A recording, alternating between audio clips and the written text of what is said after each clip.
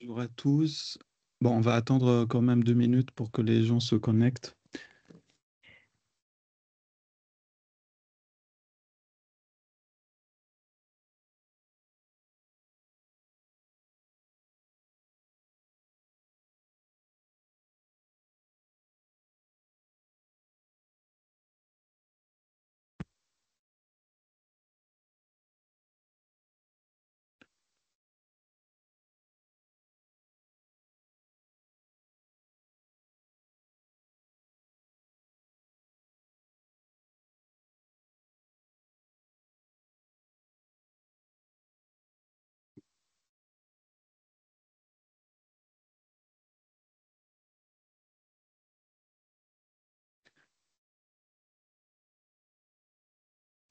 Bon, je vois, il y a des gens qui se connectent.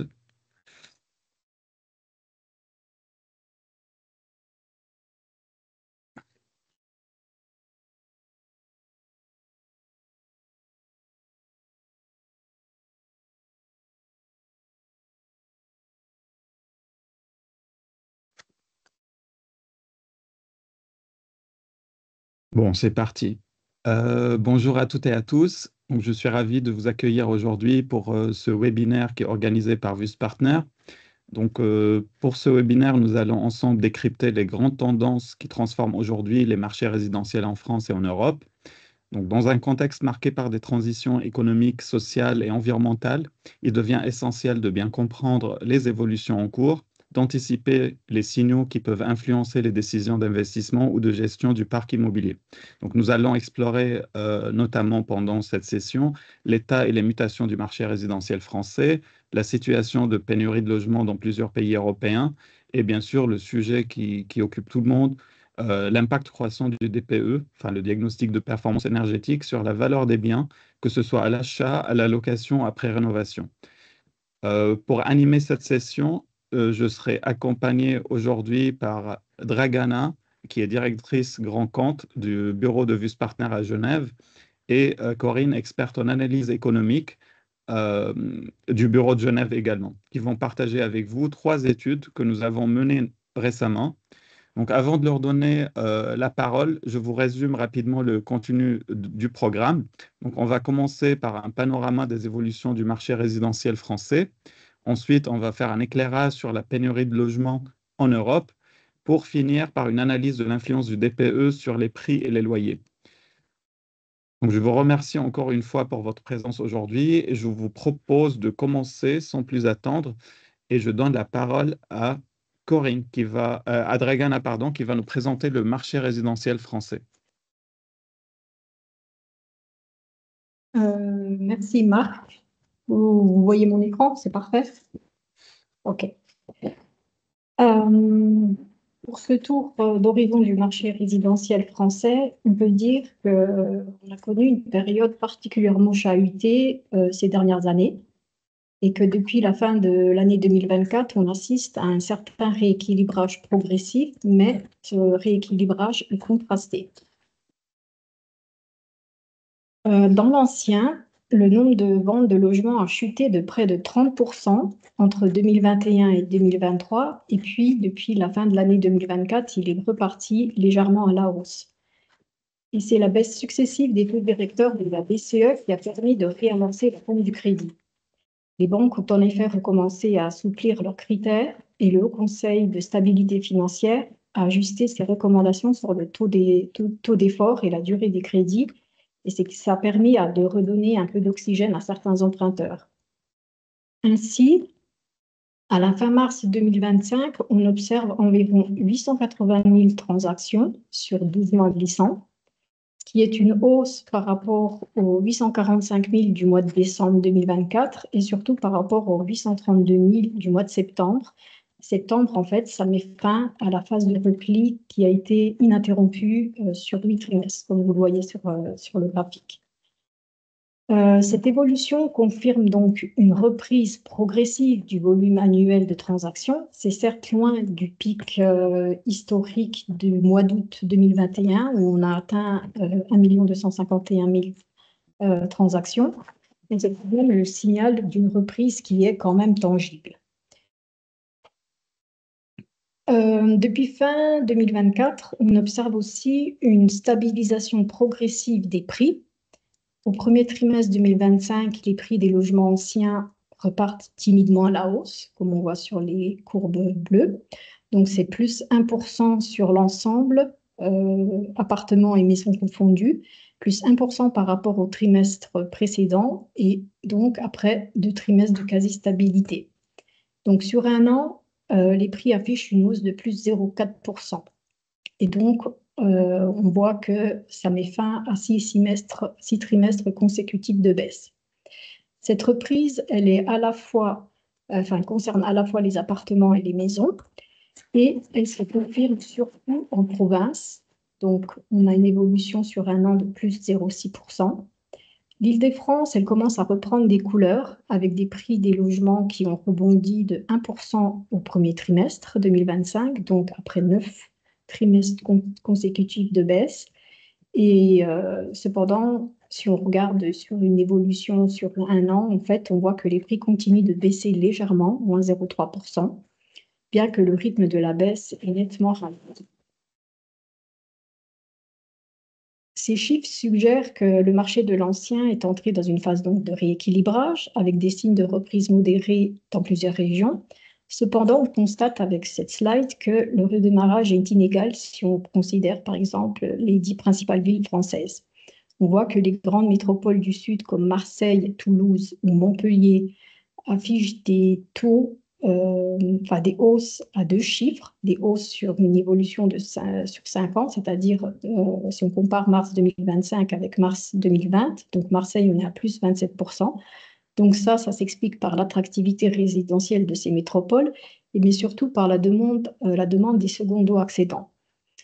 En revanche, à l'inverse, on voit qu'en bas du tableau, Bordeaux et Paris, qui sont encore en repli par rapport au niveau des prix de 2020, donc sur 5 ans, c'est des évolutions négatives. Et ce sont des marchés qui sont plus sensibles au crédit, plus chers, et en fait qui ont connu une forte correction des prix suite à la hausse des taux. Mais on constate aussi que les prix redémarrent lentement au début de l'année 2025 à Paris et à Bordeaux, plus 2% à Bordeaux et plus 4% à Paris. Et à Paris, on peut noter que les prix au mètre carré des appartements franchissent à nouveau le seuil des 10 000 euros. Et on y retrouve là l'effet des JO qui ont renforcé les infrastructures et stimulé certains quartiers de Paris. Alors, dans le neuf, la situation, elle reste préoccupante. En 2024, on a observé seulement 331 000 logements qui ont été autorisés à la construction. Ça correspond quand même à une baisse de 24% par rapport à la moyenne décennale. Et donc, c'est un niveau historiquement bas qui traduit une perte de confiance durable. Les coûts de construction restent élevés, malgré le fait qu'on observe un léger recul au second trimestre 2024, et ce recul il s'explique grâce à la baisse des prix de l'énergie. On a aussi une demande qui est faible, et c'est-à-dire qu'ici, ce sont les promoteurs qui sont toujours pessimistes par rapport aux perspectives de vente. C'est un indicateur qu'on a pris de l'enquête de conjoncture de l'INSEE auprès des promoteurs immobiliers qui nous donnent des indications sur le solde d'opinion de ces chefs d'entreprise. Et on voit que ça a repris, donc c'est en hausse, mais surtout, ce qui est important, c'est qu'on voit que ce solde d'opinion, il reste négatif au deuxième trimestre 2025. Donc les promoteurs sont toujours pessimistes pour les perspectives de vente. Et ensuite, on a aussi la fin du dispositif Pinel au 31 décembre 2024 qui a tari une partie de la demande d'investissement locatif. Donc, la baisse des taux d'intérêt qu'on a observée au deuxième semestre 2024 n'a pas suffi à soutenir la demande, même si les prix du neuf, en fait, ils se sont stabilisés. Et c'est ce qu'on observe ici avec la courbe rouge, avec une hausse de plus 0,4% au quatrième trimestre 2024. Donc, quand j'ai dit la situation reste préoccupante, c'est aussi parce qu'on n'est pas sûr que les coûts de construction vont repartir à la hausse à cause des incertitudes concernant les politiques douanières, les pratiques douanières des États-Unis sur les matériaux importés. Alors, à l'échelle nationale, donc on a le marché du neuf qui est bloqué, mais l'expression de ce blocage est très territorialisée. Et c'est ce qu'on a voulu voir avec cette carte par département où on a représenté l'évolution du nombre de logements autorisés à la construction entre 2023 et 2024. Et on voit que cette carte est bleue, beaucoup de bleu. Et en fait, il y a près de 75% des départements qui ont connu une baisse des autorisations de construction. Donc plus de la moitié avec une baisse qui est supérieure à la moyenne nationale. Et la moyenne nationale, donc, c'est une baisse de moins 12,5%, ce que vous voyez ici avec les chiffres 12,5. Mais on constate aussi quelques taches roses, rouges. Et en fait, on a certains départements qui sortent du lot avec des territoires qui affichent une évolution positive. Donc, et, certains de ces territoires ont été retenus dans le programme national des 22 territoires engagés pour le logement. C'est un programme qui a été annoncé par le gouvernement en février 2024 et l'idée, c'est de produire 35 000 logements dans les zones en forte tension immobilière sur 3 ans. Et c'est le cas, par exemple, de Voltaire, où 2890 logements sont prévus à la construction pour soulager le Pays de Gex. Le Pays de Gex, c'est une zone très attractive de Porte de Genève. Et ces futurs logements devraient apporter une certaine bouffée d'air au parc existant de 6300 logements parce que ça augmenterait l'offre de 30%. On a un autre exemple avec le Pays Basque qui a été retenu pour un programme de 3500 logements pour répondre à la tension sur le littoral. Le marché y est très asséché, en effet. On a un taux de vacant du parc qui est de l'ordre de 4,7%, avec des taux qui sont encore plus bas pour les villes dynamiques de Biarritz et de Saint-Jean-de-Luz, alors qu'en moyenne nationale, on est à 8% environ. Après, un troisième exemple, c'est avec Paris. Paris, ici, on voit c'est rouge. Et en fait, on a un démarrage très, très important, spectaculaire même, où le nombre de logements autorisés à la construction, donc sur un an, entre 2023 et 2024, a bondi de 123%. Mais par contre, il faut relativiser ce chiffre positif avec le fait que l'activité de construction a été plutôt basse dans les années précédentes. Et en effet, sur les 5 dernières années, donc 2019-2023, on a construit à peu près 5 fois moins de logements qu'en moyenne nationale. Néanmoins, donc, on voit qu'il y a une certaine dynamique, donc, enfin, une certaine volonté, et cette volonté qui est portée par la ville de Paris, c'est se concentrer sur le logement social. Donc, 25 500 logements sociaux supplémentaires devraient être construits entre 2023 et 2028. À savoir qu'on a un parc à Paris de 270 000 logements à peu près, 270 000 logements sociaux, pardon, à peu près, ce qui représente un quart des résidences principales. Donc, avec ces chiffres, on voit que même dans un climat dégradé, on peut avoir quelques leviers à l'échelle locale et que ça permet de relancer l'offre de logement. Ensuite, on passe au marché locatif. Là, on peut dire que les tensions restent très marquées. Donc, en fait, en 2023, on a eu la hausse des coûts de financement. Ça avait contraint de nombreux ménages à rester locataires parce qu'ils ne pouvaient pas acheter. En 2024, les conditions de crédit se sont améliorées et donc on a assisté à un retour progressif des acheteurs sur le marché. Cependant, on voit que les loyers continuent leur hausse. Donc ici, on a plus 1,8% sur un an, donc entre janvier 2024 et janvier 2025, c'est-à-dire qu'en cumulé sur 3 ans, on est à presque 5% de hausse de loyer, alors même que l'inflation a baissé. Et donc, la question, c'est pourquoi ces tensions, elles ne se sont pas apaisées. Et en fait, c'est dû au cadre réglementaire qui est devenu plus contraignant et ça a eu un impact négatif sur l'offre dans un contexte où on vient de voir que la construction est en berne depuis plusieurs années. Et ces contraintes réglementaires sont d'une part l'extension des dispositifs de régulation des loyers dans les zones tendues. Ici, on a en effet des villes dans le Pays Basque depuis le mois de novembre 2024, la métropole grenobloise depuis janvier 2025, qui ont introduit l'encadrement des loyers. Et ça a accentué la baisse de rentabilité locative alors que le dispositif Pinel vient d'être supprimé au 1er janvier 2025. Et surtout, on a l'interdiction de louer des logements énergivores, donc la mise en œuvre progressive de cette interdiction. Ça concerne au 1er janvier 2025 567 000 logements qui sont classés G. Et certains propriétaires sont donc contraints à retirer leurs biens du marché parce qu'ils ne disposent pas des moyens pour effectuer les travaux nécessaires. Ces 567 000 logements, ça représente à peu près 7% du parc locatif. Et ce mouvement, il pourrait s'amplifier donc dans les prochaines années avec la prochaine échéance qui est 2028 pour les logements classés F. Donc là, ce qu'il faut quand même préciser que cette interdiction de location, elle ne concerne pas les baux en cours, il s'agit des nouvelles locations, des remises en location. Mais il faut quand même noter que le taux de rotation des locataires dans le secteur privé, dans le secteur libre, il est élevé, c'est entre 18% et 25% selon l'année, selon les études. Ça fait qu'on a quand même un risque de contraction de l'offre qui est significative. Et cette contraction de l'offre entretient la pression sur les loyers, même dans les zones qui sont encadrées.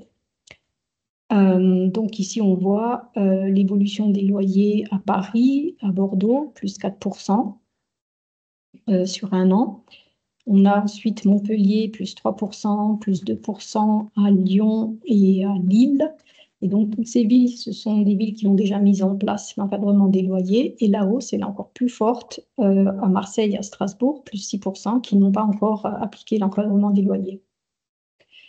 Les effets de l'encadrement sont particulièrement sensibles donc, dans les villes touristiques où le marché est déjà séché, mais aussi dans les métropoles étudiantes comme Bordeaux, Grenoble, où en fait les petites surfaces énergivores sont nombreuses et donc les loyers des studios qui seraient rénovés pourraient fortement augmenter.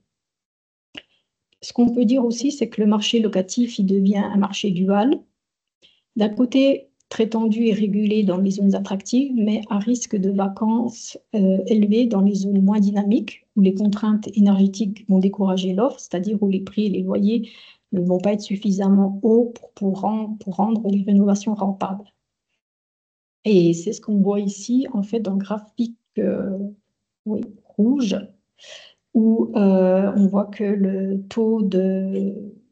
Enfin, oui, le nombre de logements vacants a augmenté de 1,5% en 2024, avec donc la même hausse qu'en 2023.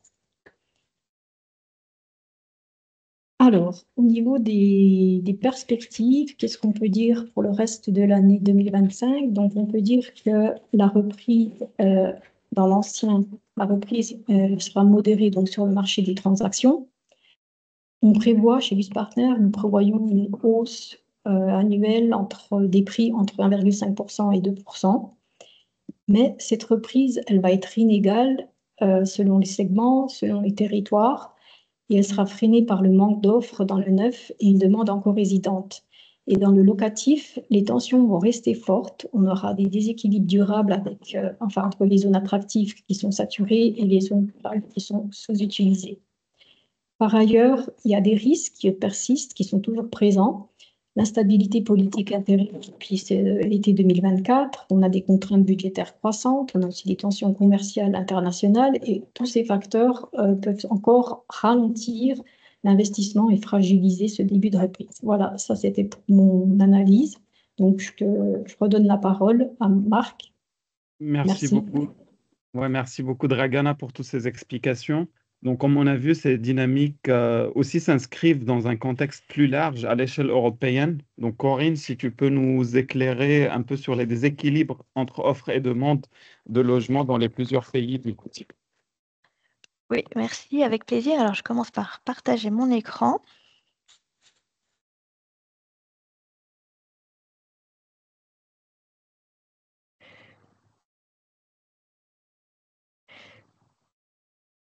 Alors, en principe, vous voyez mon écran. Est-ce que c'est Parfait. bien le cas? Oui, parfait. Merci beaucoup.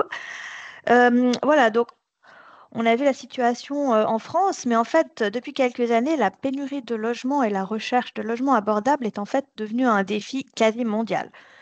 En Europe, la crise du logement fait les grands titres des journaux dans de nombreux pays, comme vous pouvez le voir, et elle est au cœur des débats politiques. Et d'ailleurs, la prise de conscience est générale aussi parmi la population. Si on regarde les données de Google, le nombre de recherches du terme crise du logement a plus que doublé entre 2020 et 2025. Donc ça montre bien cette prise de conscience aussi dans la population générale. La pénurie de logement, elle va se manifester en premier lieu par une hausse des loyers.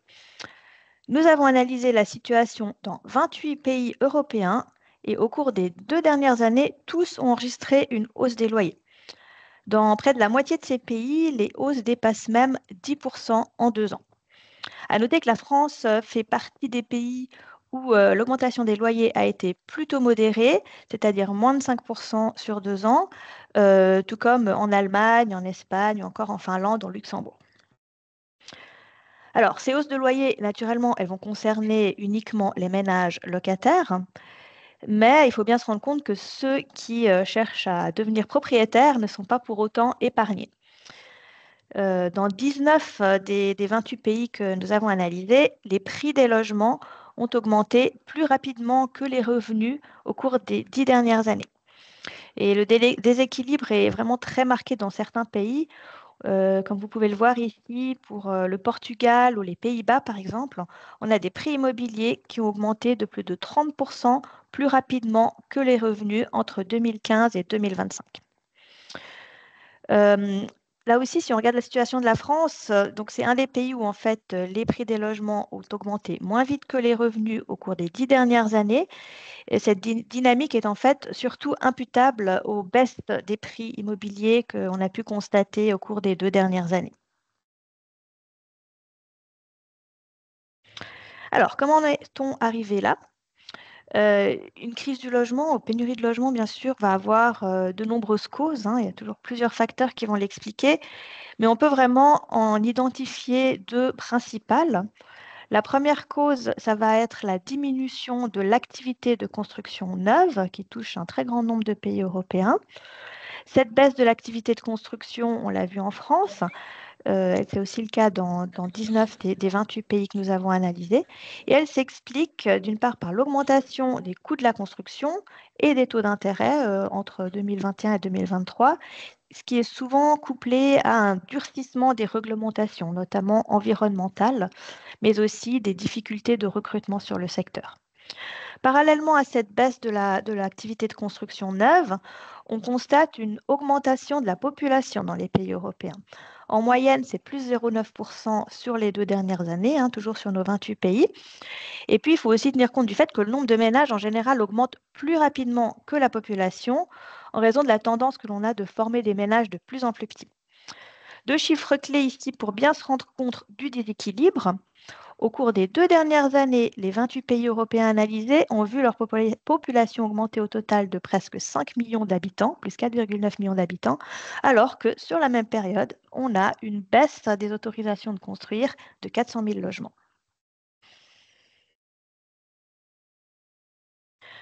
Face à ce contexte, nous avons donc voulu mesurer et comparer la sévérité de la pénurie de logements à travers l'Europe et puis identifier en fait les pays où la crise est actuellement la plus forte. Pour faire cela, nous avons développé un nouvel indice basé sur des données comparables pour les 28 pays. On s'est basé donc sur 14 variables clés qui vont prendre en compte différents facteurs. Donc, on a des facteurs liés à l'offre, par exemple le stock de logement ou l'activité de construction. On a des facteurs liés à la demande, tout ce qui est facteurs démographiques et économiques, et des facteurs liés au coût du logement. Notre indice est ensuite basé sur une méthode d'apprentissage machine qui nous a permis en fait de déterminer le poids relatif de ces différentes variables pour construire l'indice final, l'indice synthétique qui résume finalement ces différents facteurs. Voyons donc les résultats sans plus attendre. Quels sont les pays d'Europe les plus exposés? Alors, le pays européen où la pénurie de logement est aujourd'hui la plus prononcée, c'est le Luxembourg. C'est un pays où la croissance démographique et du nombre de ménages a été extrêmement forte au cours des 2 dernières années et une offre qui n'arrive pas du tout à suivre. Résultat, les ménages luxembourgeois consacrent en moyenne 28% de leurs revenus au logement, soit un des taux les plus hauts d'Europe. Alors, ça peut paraître un petit peu contre-intuitif que dans un pays aussi prospère que le Luxembourg, on doive consacrer une aussi grande part de son revenu au logement. Mais c'est en fait un phénomène qu'on constate de manière assez générale en Europe. Plus un pays est riche en termes de PIB par habitant, et plus les gens y consacrent une part importante de leurs revenus au logement en moyenne. Pourquoi? D'une part parce que les prix et les loyers ils sont disproportionnellement plus élevés, et d'autre part parce que les ménages y ont tendance à chercher des logements plus spacieux, ils sont plus gourmands en espace habitable, ils consomment davantage et donc forcément ont des coûts plus élevés. Donc en deuxième place, après le Luxembourg, on retrouve l'Irlande, où les loyers ont en fait explosé de presque 20% sur 2 ans, ce qui naturellement met à mal le budget des ménages. En troisième place, la Norvège, on a enregistré une baisse de 40% des permis de construire, conjuguée là aussi à une forte hausse du nombre de ménages. Et en quatrième place, la Suisse, où l'offre locative a fondu comme neige au soleil au cours des 4 dernières années, dans un pays où, qui plus est, 60% des ménages sont locataires. Alors, bien sûr, j'imagine que vous vous demandez où se trouve la France dans ce classement européen. Réponse, la France occupe la 14e place sur 28 dans le classement de pénurie de logement. Donc on est vraiment au milieu, un classement intermédiaire à l'échelle européenne. C'est peut-être un classement qui peut vous surprendre, parce qu'on vient de voir la présentation de Dragana et on entend de nombreuses discussions dans la presse autour de la crise du logement en France et de la difficulté d'accession au logement. Mais il y a en fait plusieurs facteurs qui expliquent ce classement intermédiaire. Tout d'abord, comme on a vu au début de la présentation, les prix immobiliers et les loyers ont en moyenne moins augmenté en France que dans d'autres pays. C'est notamment sous l'impulsion des politiques publiques. On peut penser au bouclier loyer, par exemple, qui a été mis en place entre 2022 et 2024. Ensuite, la croissance démographique aussi, elle est très modérée en France, ce qui limite finalement les besoins supplémentaires en logement. Le parc de logement, globalement, semble suffisant, mais il faut quand même tenir compte du fait que, on a vu, on a énormément de logements vacants, 3 millions de logements vacants en France, qui sont souvent très vétustes, mal situés et qui donc, bien que théoriquement disponibles, ne répondent finalement pas à la demande. Finalement, et surtout le plus important, cet indice reflète en fait une moyenne nationale. Or, on l'a vu, la France est un grand pays et surtout un pays extrêmement hétérogène. Donc, on a effectivement, c'est vrai, des grandes parties du territoire qui restent extrêmement abordables, mais il n'en reste pas moins qu'il est extrêmement difficile de se loger dans les grandes agglomérations. On l'a vu, Paris, mais dans les autres grandes villes aussi, ça va être très coûteux, très compliqué, notamment pour les étudiants et jeunes actifs. Donc voilà, c'est une moyenne nationale, mais on a des très grandes disparités. Donc localement, effectivement, ça reste extrêmement compliqué. Ensuite, quels sont finalement les pays qui sont les moins exposés à la pénurie de logement? Ce sont les pays d'Europe de l'Est. Alors certes, certains d'entre eux ont connu une explosion des loyers, parfois plus de 20%, mais finalement, ils ont un taux de ménage locataire qui est souvent que de 20%, donc peu de ménages sont affectés par ces hausses de loyers, et un marché qui est beaucoup moins tendu, notamment avec une croissance démographique très faible, voire carrément négative dans certains pays. Nos analyses ont également permis de faire ressortir 2 facteurs de risque supplémentaires. Premièrement, le taux de propriétaires. Plus la part de propriétaires est basse et plus le risque de crise du logement est élevé. Les locataires sont bien sûr beaucoup plus exposés aux aléas du marché que les propriétaires, ce qui explique ce phénomène. En France, on a 60% de ménages propriétaires, donc on fait mieux que des pays comme la Suisse, l'Autriche ou l'Allemagne. Mais la France reste quand même à la traîne par rapport aux pays d'Europe du Sud ou d'Europe de l'Est par rapport à ce critère-là. Et puis ce phénomène révèle également une fracture générationnelle. Les jeunes, qui sont bien plus nombreux à être locataires, vont être bien plus exposés du coup que leurs aînés, qui sont souvent propriétaires de leur logement.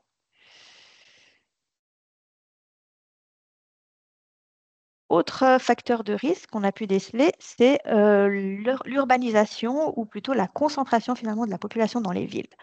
Plus la population est concentrée dans les villes et plus le risque de pénurie est là aussi élevé. Alors, on peut penser qu'avec les possibilités actuelles de télétravail et un bon réseau de transport public, cela pourrait permettre de désengorger un peu les villes, ce qui est sans doute le cas. Néanmoins, bien sûr, un fort trafic pendulaire va mettre à mal les infrastructures, mais aussi pourrait avoir des conséquences non voulues du point de vue écologique. Alors, face à cette pénurie, les pays européens envisagent naturellement tout un arsenal de mesures pour tenter d'améliorer la situation. Donc, différents types de mesures sont discutées ou sont mises en place. On a tout d'abord des mesures qui visent à alléger la charge financière des habitants. Donc, ça peut être via des subsides ou des plafonnements de loyer, par exemple, hein. On l'a vu dans certaines villes en France, mais c'est également le cas dans d'autres pays. On a ensuite les mesures qui vont viser non pas les locataires, mais les propriétaires pour faciliter l'accession. Par exemple, les prêts à taux zéro, hein, en France. On a aussi le bail réel solidaire qui permet de dissocier la propriété du foncier et celle du bâti. L'acquéreur devient alors propriétaire du logement, mais va louer son terrain à un organisme foncier solidaire, ce qui réduit sensiblement le coût d'achat naturellement. Au Royaume-Uni, on a les discussions qui portent sur un assouplissement des conditions hypothécaires pour les primo-accédants, mais aussi le développement du modèle de propriété partagée qui permet en fait d'acquérir seulement une fraction de son logement et de louer le reste, quitte à augmenter sa part de propriété plus tard quand on a les moyens. Ensuite, on a d'autres mesures qui vont viser non pas les utilisateurs, mais les investisseurs. Et qui vont les inciter en fait à proposer du logement locatif abordable. On pense bien sûr au dispositif Pinel, hein, dont Dragana a parlé, mais qui a été arrêté fin 2024. Et des dispositifs similaires existent également en Allemagne. Ensuite, on a tout ce qui est mesures d'incitation à la construction pour encourager répondre finalement à cette crise de l'offre en construisant davantage. L'augmentation de l'indice d'utilisation des sols, donc permettre de construire davantage en hauteur, c'est très en discussion en Suisse actuellement. Tout ce qui est simplification des démarches administratives, allègement des contraintes réglementaires. On peut penser par exemple à l'assouplissement de la loi zéro artificialisation nette en France, par exemple. Voilà. Et puis, on a finalement des mesures qui visent alors non pas à construire davantage de logements, mais à mieux mobiliser le parc existant pour qu'il puisse répondre aux besoins de la population. Par exemple, en régulant les locations touristiques type Airbnb ou en imposant des taxes sur les résidences secondaires ou inoccupées, notamment en discussion actuellement en Allemagne. Voilà pour ce panorama rapide des mesures possibles. J'en ai maintenant fini avec cette partie sur la pénurie de logement qui nous donne une vue d'ensemble un peu européenne de la situation. Et j'aimerais repasser la parole à Marc pour une petite explication sur le DPE. Marc, on ne t'entend pas. Fait le micro coupé, effectivement. Merci beaucoup, Corinne. Donc, aussi, ce défi de logement là que tu nous as présenté soulève une autre question clé qui est celle de la performance énergétique du parc immobilier existant. Donc, pour y répondre, Vus Partner a mené une étude sur l'impact du DPE sur les prix de vente et des loyers. Donc, avant de te repasser la parole, Corinne, je souhaite juste rappeler quelques généralités par rapport au DPE pour bien poser le contexte. Donc, je vous propose d'abord un petit rappel rapide sur ce qu'est le DPE, le diagnostic de performance énergétique que vous connaissez presque tous. Voilà, c'est mieux de rappeler un peu. Donc, c'est un indicateur qui va classer les logements ou les bâtiments de A à G selon leur performance énergétique. Donc, on prend en compte à la fois la consommation en énergie primaire des logements, mais aussi leurs émissions de gaz à effet de serre. Le DPE existe depuis 2006. Il est devenu opposable, par contre, en 2021, c'est-à-dire que c'est une véritable portée juridique. En cas de litige, un acheteur ou un locataire peut s'en prévaloir. Chaque classe repose sur ce qu'on appelle un double seuil. Donc, on a le logement est classé en fonction de son point le plus faible, soit sur l'énergie consommée, soit sur les émissions de gaz à effet de serre. Donc, un logement performant, ça peut être aussi pénalisé par les sources d'énergie, s'il est exposé aux énergies fossiles, par exemple. Cela en fait aujourd'hui un critère déterminant dans l'évaluation de la valeur des biens dans les stratégies d'achat et de rénovation. Côté de la réglementation, on est aujourd'hui bien avancé dans ce calendrier progressif de sortie des passoires thermiques. Donc, pour rappel, en 2022, les loyers des logements F et G ont été gelés. En 2023, les logements très énergivores, ceux qui consomment plus de 450 kWh énergie primaire par mètre carré et par an, ont été interdits à la relocation. Ce sont en fait les appartements qu'on appelle G+. Et cette année, début 2025, les logements classés G ne peuvent plus être proposés à la location. Les prochaines étapes, ce sera en 2028, c'est le tour des logements classés F. Et en 2034, ceux qui sont classés E seront aussi exclus du marché locatif. C'est donc une dynamique réglementaire qui est très forte, qui pousse aujourd'hui fortement les propriétaires et les investisseurs à anticiper ces échéances et intégrer le DPE dans leur stratégie patrimoniale. Du côté des copropriétés, on est également sur un calendrier qui est très structuré. Donc en 2023, l'obligation du DPE collectif est entrée en vigueur pour les immeubles en monopropriété et pour les copropriétés de l'eau. En 2024, elle a été étendue aux copropriétés entre 50 et 200 lots. Jusqu'à cette année, en fait, le DPE est devenu obligatoire pour les copropriétés d'au maximum 50 lots. Donc maintenant, pour aller plus loin, je veux passer la parole encore une fois à Corinne qui va justement nous présenter les résultats de l'étude que nous avons menée sur l'impact concret du DPE sur les prix et les loyers. Donc la parole à toi, Corinne. Merci beaucoup, Marc, pour ces explications sur les DPE. Donc, l'immobilier aujourd'hui est en fait responsable de 16% des émissions de CO2 en France. Donc, ce qui implique que les rénovations énergétiques sont absolument essentielles si on veut espérer atteindre les objectifs climatiques de la France. Mais naturellement, ces rénovations énergétiques sont très coûteuses. Elles peuvent atteindre plusieurs dizaines de milliers d'euros, même après déduction des aides publiques. La question de leur rentabilité économique est donc plus centrale que jamais, et plus particulièrement celle de la valeur verte, c'est-à-dire la plus-value qu'un propriétaire peut espérer sur son logement après une rénovation énergétique.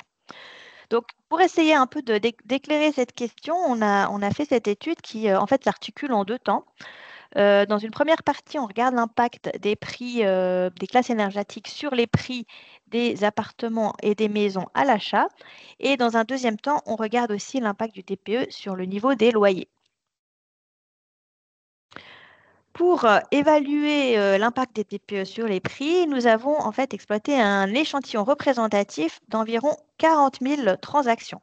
20 000 transactions d'appartements, 20 000 transactions de maisons approximativement, qui ont toutes eu lieu entre 2023 et 2024, qui couvrent l'ensemble du territoire français et, comme vous pouvez le voir ici, l'ensemble des classes énergétiques. Vous voyez maintenant sur ces deux graphiques la distribution des prix des maisons et des appartements par classe énergétique.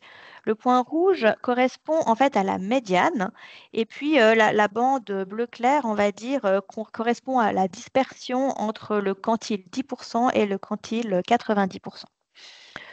Pour les maisons individuelles, on observe, sans surprise, je dirais, une diminution progressive des prix médians au mètre carré pour les maisons.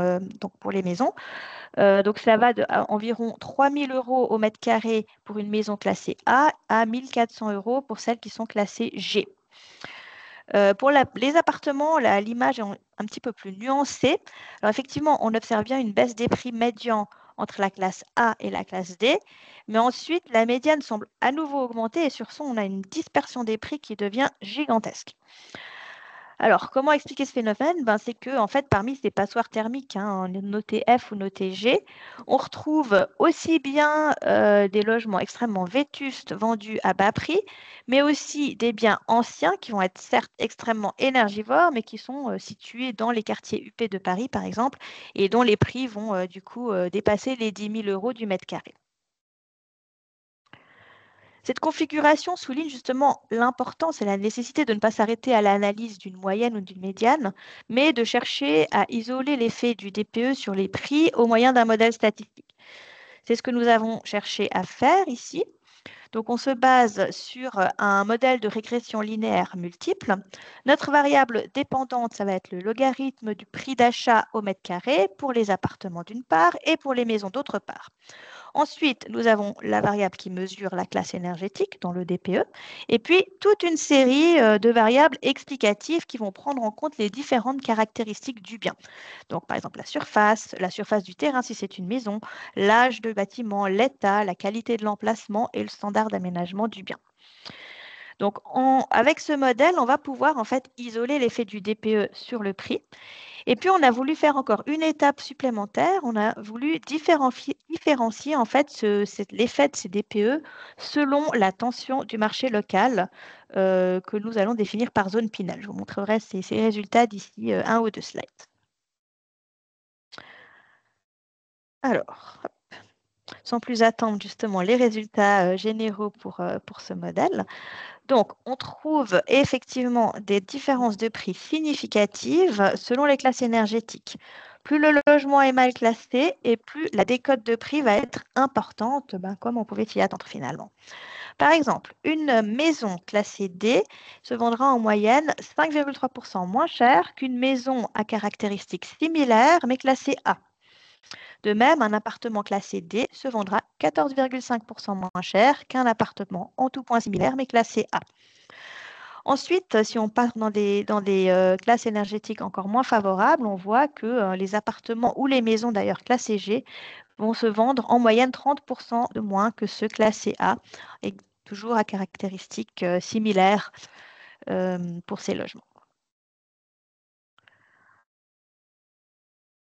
Donc, pour aller plus loin, on a essayé de comprendre justement comment l'effet des classes DPE sur les prix diffère selon les conditions de marché local et on s'est basé sur le zonage Pinel. Ce zonage découpe le territoire français en 5 zones distinctes selon le niveau de tension qui y règne sur le marché locatif. La zone la plus tendue, c'est Abyss, qui recouvre Paris en fait et la première couronne. Ensuite, on a la zone A, également très tendue, qui couvre l'ouest parisien, la Côte d'Azur et quelques autres grandes villes. Puis, on a la zone B1, B2 et finalement la zone C, qui est la zone la plus détendue et qui concerne en fait 83% des communes françaises. Alors, bien sûr, le dispositif Pinel, on l'a vu, a pris fin au 31/12/2024. Néanmoins, le zonage Pinel reste extrêmement utile à des fins statistiques, raison pour laquelle on l'a utilisé ici dans cette étude. Donc, ce qui ressort de cette analyse, c'est que ces décotes de prix vont effectivement varier selon les zones. De manière tout à fait générale, plus la zone est détendue et plus la décote est importante. Ici, on le voit par exemple pour un logement classé G. Mais c'est également le cas pour les autres classes énergétiques. Vous pouvez trouver les résultats complets dans notre étude. Donc, si je prends ma maison classée G, on voit qu'elle subit une décote de 6% environ en zone A ou Abyss, tandis que cette décote va pouvoir atteindre 40% en zone C. C'est la même histoire pour les appartements. La décote en zone A, Abyss, c'est un peu moins de 20%, tandis que ça peut atteindre presque 60% en zone B2 ou en zone C. Quelles sont les raisons de ces différences par zone ? Premièrement, en zone tendue, on a la question du pouvoir de négociation des acquéreurs. Donc forcément, si on est en zone tendue, ils ont moins de pouvoir de négociation et donc ils vont acheter même un bien énergivore à un prix très élevé par faute d'alternative. Deuxièmement, on a la question de l'incidence foncière. Plus le terrain va représenter une part importante du prix du bien et moins la qualité du bâti, dont sa performance énergétique va jouer un rôle. C'est la raison pour laquelle, surtout pour les maisons, on a des décotes qui vont être beaucoup plus basses en zone tendue. Ensuite, nous avons voulu prendre un exemple concret avec une maison typique, on va dire, de 115 mètres carrés qui serait actuellement classée F. Et on a cherché à simuler d'une part les coûts et d'autre part la valeur verte, donc plus-value après rénovation, qu'un propriétaire peut espérer. Et nous avons pris en compte 2 scénarios. Le premier scénario, c'est une rénovation partielle qui permettrait en fait de passer de la classe F à la classe D. Donc, dans ce scénario, on améliore uniquement certains postes clés, l'isolation de la toiture, par exemple, une amélioration de l'étanchéité et le remplacement d'une chaudière à fioul par une pompe à chaleur. On estime le coût total de ces travaux à 30 000 euros et il s'agit ensuite de déduire les subventions de ces coûts. Donc, par exemple, la prime de MaPrimeRénov'. Ce qui n'est pas forcément simple parce que ces primes en fait, vont dépendre dans une large mesure du revenu des ménages, mais selon les sources officielles, ce serait au minimum 4 000 euros. Donc, on a déduit finalement ces 4 000 euros, ce qui nous permet d'arriver à un coût net des travaux de 26 000 euros pour la rénovation partielle. Ensuite, notre deuxième rénovation, notre deuxième scénario, excusez-moi, c'est une rénovation de grande ampleur qui permettrait donc de passer de la classe F actuellement à une classe B. Donc ici, on envisage une rénovation complète de l'enveloppe thermique de la maison, isolation des murs extérieurs, plancher et toiture, installation de fenêtres triple vitrage, remplacement du système de chauffage à fioul par une pompe à chaleur et pose de panneaux photovoltaïques. Les coûts totaux qu'on estime seraient alors de 75 000 euros, dont on va déduire 14 000 euros d'aide de MaPrimeRénov' pour arriver à un coût net de 61 000 euros. Sur cette carte, vous pouvez voir la valeur verte pour une rénovation partielle, donc F à D, par département. Ces valeurs vertes, elles ont été calculées en fait sur la base des effets pris par zone Pinel que nous avons estimés précédemment, et ensuite on a agrégé en fait toutes les communes d'un département. Dans les départements qui sont colorés ici en bleu, la valeur verte, donc la plus-value, est inférieure au coût net des travaux qu'on a estimé à 26 000 euros. Concrètement, ça veut dire qu'un propriétaire qui effectuerait des travaux et revendrait directement son bien après serait financièrement perdant. Alors, comme vous pouvez voir, cette situation concerne en fait seulement 6 départements en France qui sont tous situés dans la région Île-de-France. C'est une zone ultra tendue, hein, comme on l'a vu, et donc les décotes de prix sont relativement limitées, ce qui fait que la valorisation des rénovations énergétiques est elle aussi limitée, ce qui explique voilà, que ce soit dans ce cas-là inférieur à la valeur verte, au coût de l'investissement. Dans le reste des départements, la rénovation partielle, a priori, serait rentable. La valeur verte dépasse le coût d'investissement. En particulier, la rénovation sera intéressante en Corse ou encore dans les régions alpines ou le long des côtes atlantiques. Voyons maintenant ce qui se passe si on prend plutôt le scénario de la rénovation de grande ampleur, donc passage de F à B. Ici, vous voyez, l'image est un peu différente. La rentabilité va être plus difficile à atteindre en fait. On voit qu'à peu près dans un tiers des départements qui sont ici en bleu, les coûts d'investissement sont supérieurs à la valeur verte. Et ça souligne aussi justement l'importance des mesures étatiques ou des subsides qu'on peut obtenir.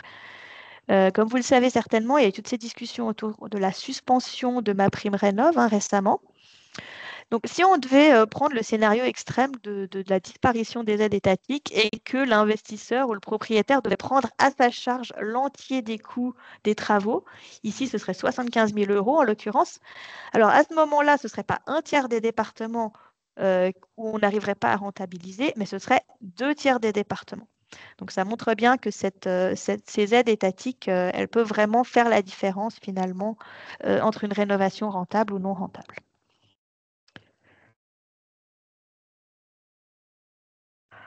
Ensuite, on a également voulu voir ce qui se passe du côté des appartements. Donc, on a pris un appartement standard de 65 mètres carrés situé dans l'une des 50 plus grandes villes de France.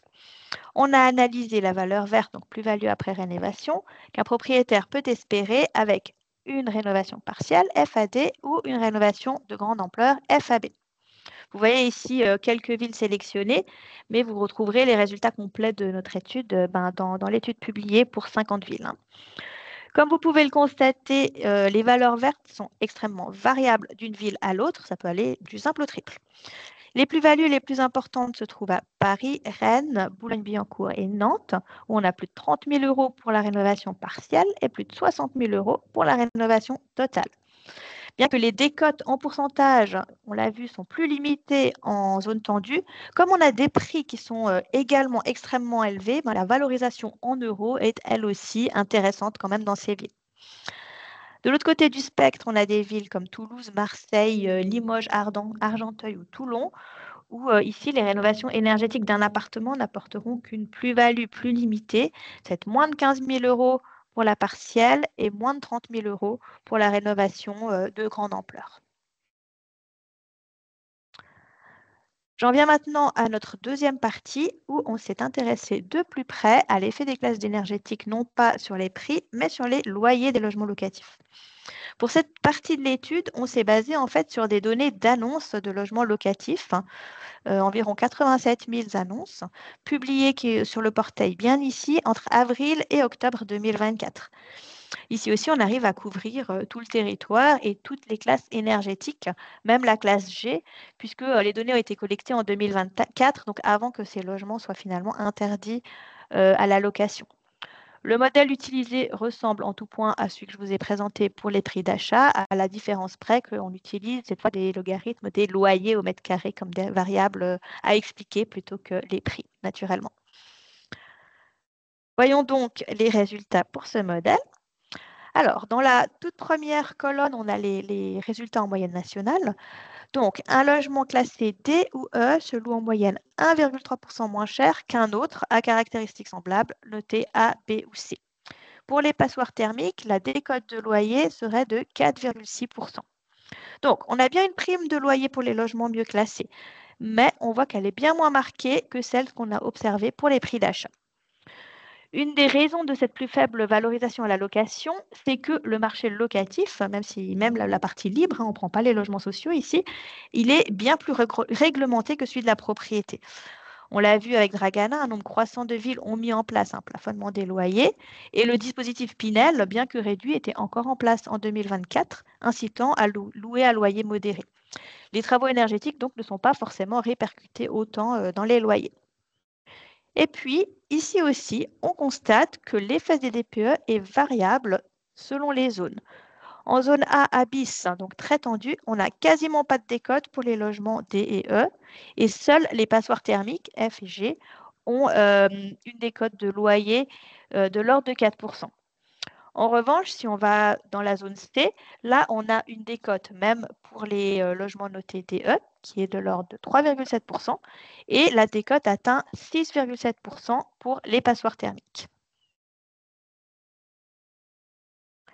Ici aussi, on a cherché à faire des simulations, donc calculer la valeur verte après rénovation partielle ou totale.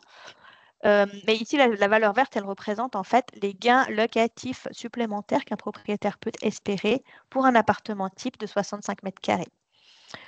Donc, on voit que les gains locatifs sont les plus élevés à Paris et dans d'autres communes d'Île-de-France, comme par exemple Boulogne-Billancourt, Asnières ou voilà. Donc, à Paris, on voit qu'une rénovation partielle FAD apporterait les gains locatifs de 1 100 euros par an environ. Et pour la rénovation de grande ampleur, ce serait un peu plus de 1 200 euros par an. Donc, c'est-à-dire que là aussi, la rénovation partielle va être bien plus facile à rentabiliser que la rénovation totale. Parce que bien sûr, la rénovation totale va avoir des coûts bien plus élevés, alors que les gains locatifs sont que très légèrement supérieurs à ceux de la rénovation partielle. Dans les autres grandes villes de France, les valeurs vertes locatives oscillent entre 300 et 700 euros par an pour la rénovation partielle et entre 450 et 750 euros pour la rénovation de grande ampleur.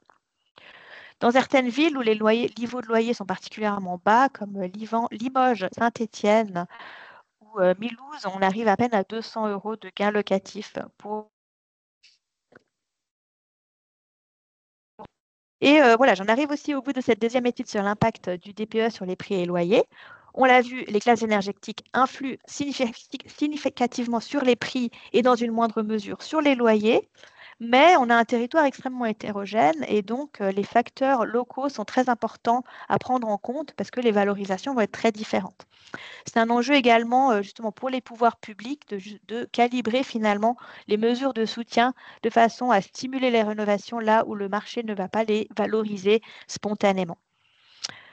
Merci pour votre attention. Je repasse du coup la parole à Marc pour la conclusion.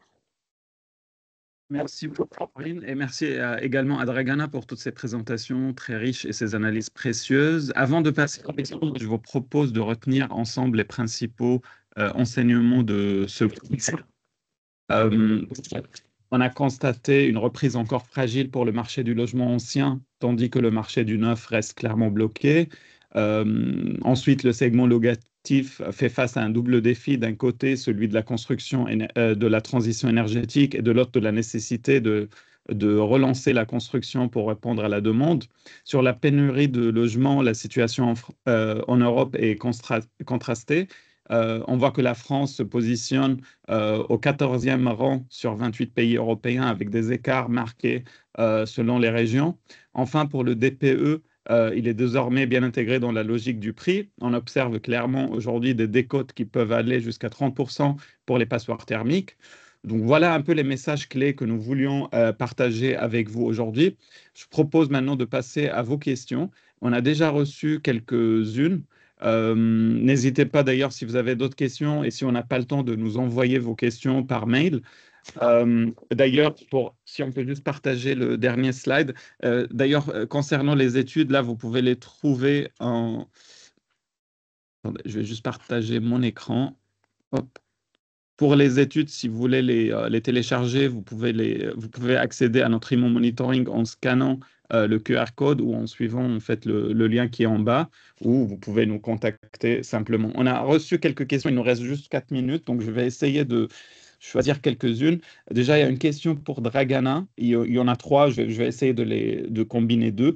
Euh, il y a une question sur le rebond qui est observé sur le marché de l'ancien. Est-il vraiment durable? Et à ton avis, pourquoi les tensions locatives restent-elles aussi fortes? C'est une bonne question, Marc. Par rapport au rebond, en fait, on peut dire que c'est quand même conjoncturel. En grande partie, c'est conjoncturel. Donc, c'est lié à la baisse des taux directeurs, comme je vous l'avais indiqué en première partie. Donc, depuis la moitié de la deuxième, enfin, depuis la deuxième année, deuxième semestre 2024, pardon, on a un certain assouplissement des conditions de crédit. Donc, ça a soutenu le volume des transactions, mais ce qu'il faut noter, c'est que cette reprise, elle est quand même fragile. Et il faut être prudent. Il y a plusieurs raisons, hein. Le fait tout simplement que la croissance économique en France, elle est quand même faible. L'emploi, il stagne plutôt. On est dans un climat d'incertitude qui est renforcé par les contextes actuels, les tensions géopolitiques, la politique économique américaine. On le voit, hein, on le voit dans les taux d'emprunt à long terme, mais ils baissent plus finalement et ça limite l'effet des baisses des taux directeurs. Et puis après, il y a aussi encore de la réglementation ou des règles, ou oui, on a les droits de mutation qui sont augmentés. Donc, il y avait une hausse qui a été votée en 2024 et elle commence à être appliquée dans les départements. Donc ça peut freiner encore des transactions pour des ménages modestes où ça va augmenter le coût d'achat. Voilà, donc ça, c'est déjà pour le rebond qui est pas vraiment durable. Bon, on va voir, on attend pour l'ancien. Et puis pour le locatif, en fait, contrairement à l'ancien, on est plus dans un déséquilibre structurel. Donc, on avait vu que la demande locative, elle reste forte dans les grandes villes, les zones tendues. L'offre se réduit dans ces zones.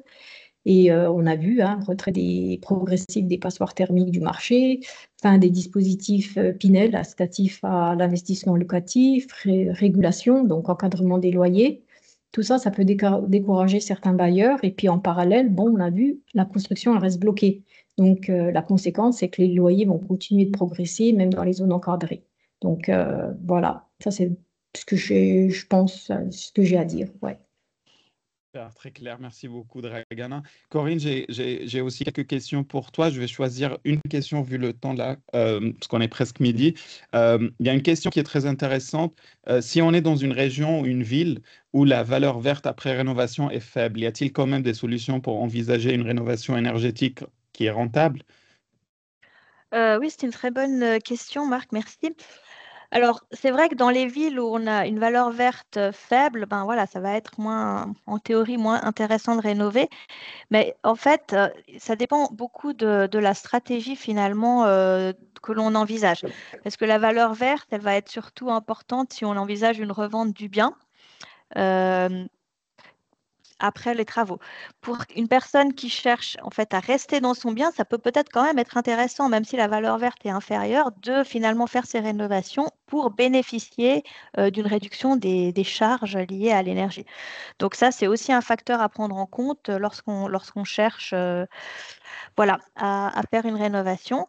Et d'autre part, là, on a pris un petit peu une valeur moyenne ou même minimale par rapport aux aides étatiques, mais il faut savoir qu'il y a tout un arsenal d'aides au niveau, ça peut être les prêts à taux zéro, ça peut être ma prime rénov, donc il faut aller chercher en fait pour sa situation personnelle, qu'est-ce qu'on peut espérer comme aide, et là, ça peut aussi avoir un impact important par rapport à la rentabilité économique. Super, merci Corinne pour cette réponse très claire. Merci à tous et à toutes pour votre attention. Moi, je vous propose qu'on clôture la session vu qu'on est, enfin, on est midi pile. Si vous avez des questions, n'hésitez pas à nous contacter. Et si vous voulez partager, si vous voulez télécharger notre Imo Monitoring, vous pouvez le trouver sur notre website. Je remercie encore une fois Corinne et Dragana pour toutes ces présentations qui sont très riches et ces études. Et merci beaucoup. Très bonne journée. Merci. Au revoir. Merci.